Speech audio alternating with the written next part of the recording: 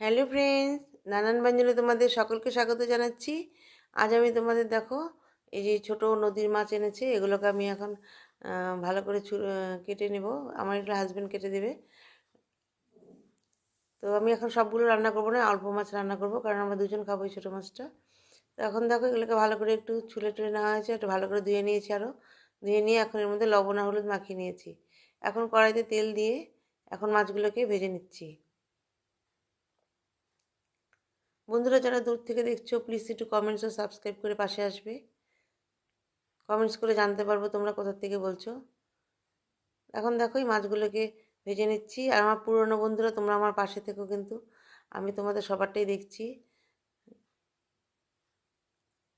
এখন দেখো এখানে মাছগুলোকে ভেজে নিচ্ছি, আর বাকি মাছগুলো ভাজা বাকি ছিল, সবগুলোকে একসঙ্গে ভাজা হয়ে গেছে। এখন দেখো এইখানে বেগুন আর আলু, এটাকে লবণ হলুদ দিয়ে মাখিয়ে নিয়েছি। তেলের মধ্যে একটু কালো জিরা সম্বারা দিয়ে নিয়ে এখন এর মধ্যে বেগুন আলুগুলোকে ছেড়ে দিচ্ছি। এখন বেগুন আলুগুলোকে ভালো করে ভেজে নিচ্ছি।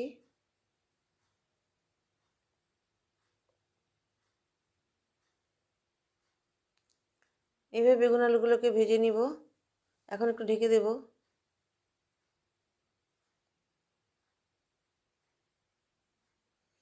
শীতের দিনে বেগুন আলু দিয়ে একটু ঝোল বানালে বেশ টেস্ট লাগে ধনেপাতা দিয়ে। এখন একটু ঢেকে দিলাম। দেখো আমার ভাজাটা প্রায় হয়ে গেছে। এখন আমি এগুলোকে নামিয়ে নিয়েছি।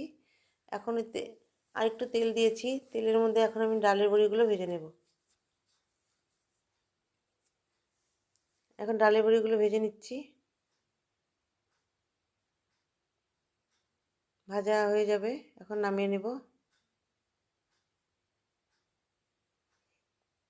এখন ভাজাগুলোকে নামিয়ে নিচ্ছি।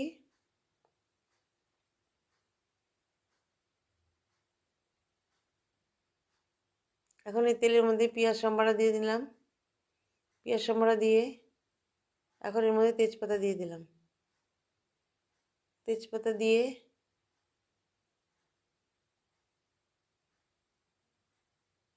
ভালো করে একটু ভেজে নিচ্ছি। এখন এর মধ্যে পেঁয়াজের পেস্টটা দিয়ে দিলাম। পেঁয়াজের পেস্টটা দিয়ে এখন এর মধ্যে কাঁচা লঙ্কার পেস্টটাও দিয়ে দিলাম। কাঁচা লঙ্কার পেস্টটা দিয়ে একটু ভালো করে একটু ভেজে নেব। তার আগে একটু লবণ আর হলুদ দিয়ে নিলাম। লবণ হলুদ দিয়ে এখন ভালো করে ভেজে নিচ্ছি মশলাটা।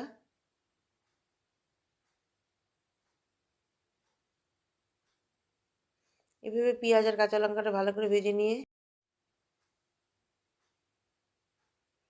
এখন এর মধ্যে ধনে গুঁড়ো, জিরে গুঁড়ো আর লঙ্কার গুঁড়ো দিয়ে দিলাম। ধনে গুঁড়ো, লঙ্কার গুঁড়ো আর জিরে গুঁড়ো দিয়ে ভালো করে একটু মিশিয়ে নিচ্ছি। এভাবে ভালো করে মিশিয়ে নিয়ে একটু ভাজা ভাজা করে নিয়ে এখন এর মধ্যে বেগুন আর আলু ভাজাটা দিয়ে দেব।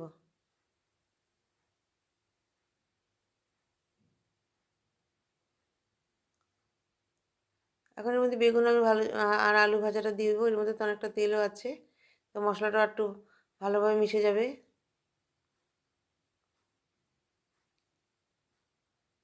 এভাবে ভালো করে মিশিয়ে নিচ্ছি। আর তেল দেব না। তেল দেখা যাচ্ছে কিন্তু, মানে তেল তো বেগুনে অনেকটাই আছে। এভাবে এখন হালকা করে ভেজে নিয়ে এখন এর মধ্যে সামান্য একটু জল দিয়ে দেবো, গরম জল। এখন অল্প করে একটু গরম জল দিয়ে দিলাম। যেই বাটিতে মাছ ভাজাটা ছিল সেই বাটিটার মধ্যে জল দিয়ে দিলাম। দিয়ে এখন একটু ভালো করে একটু ফুটিয়ে নিব। নিয়ে পরে আরেকটু গরম জল দিয়ে দেবো। ফুটিয়ে নিয়ে পরে আরেকটু গরম জল দিয়ে দিয়েছি। এখন এর মধ্যে মাছগুলোকে দিয়ে দিচ্ছি।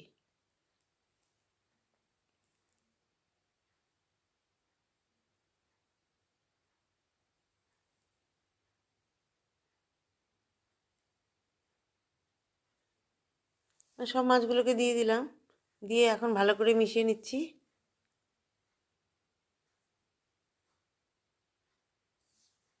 এখন এর মধ্যে ডালের বড়িগুলোকে দিয়ে দিচ্ছি। দিয়ে নিয়ে এখন ভালো করে একটু ফুটিয়ে নেব।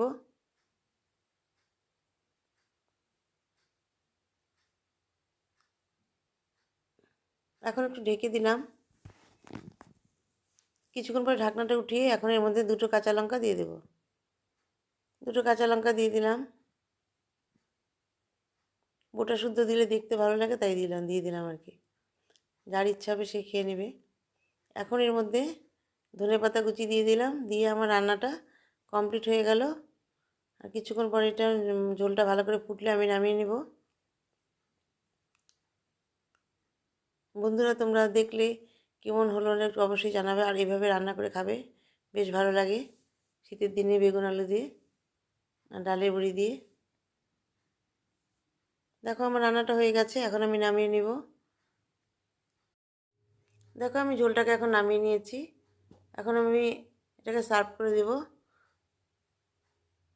তো বন্ধুরা তোমরা সবাই যেন ভালো থাকো এবং সুস্থ থেকো এবং অলওয়েজ আমার পাশে থেকো, আমিও তোমাদের পাশে থাকবো। নমস্কার।